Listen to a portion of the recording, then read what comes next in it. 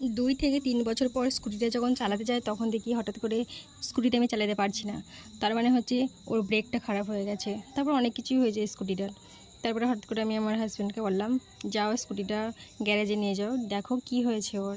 ও তো আমি ঠিক করে চালাতেই পারছি না। তো আজ থেকে 5 বছর আগে স্কুটিটা আমার আব্বু আমাকে কিনে দিয়েছিল। তো এই স্কুটিটা আমার আব্বু চড়ার জন্যে কিনেছিল। অনেকটাই ভালোবাসতো স্কুটিটাকে, আর আমিও ভালোবাসি। আসলে এখন মানুষকে ভালোবাসার থেকে এইগুলোকে ভালোবাসা অনেক ভালো, কারণ এই স্কুটিটা আমার অনেক ফেভারিট আর এই কালারটা অনেক সুন্দর। আজ থেকে 5 বছর আগে স্কুটিটা আমি কিনেছিলাম, তো কালারটা দেখো কত সুন্দর হয়ে আছে।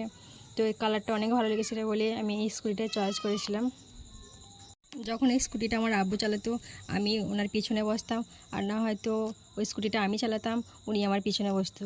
তো ঘটনার চক্রে অনেক দুঃখিত আমি। তো আমার ভাগ্যটা অনেক খারাপ, আজ উনি এই পৃথিবীতে নেই। তো এই স্কুটিটা আমি আমার ভাইকে দিয়েছিলাম। তারপরে আমার ভাই বিদেশ চলে যাওয়ার পর এই স্কুটিটার দায়িত্বে এখন আছে আমার হাজব্যান্ড। তো ও সব জায়গায় স্কুটিটা নিয়ে যায়, সব কিছু দেখাশোনা ওই করে। তো নিয়ে গিয়েছিল মোটরসাইকেলের গ্যারেজে। তো গ্যারেজের মালিক অনেকটা কাজে ব্যস্ত ছিল বলে দেখো ও গ্যারেজে নিজে নিজে সব কিছু কাজ করে নিল।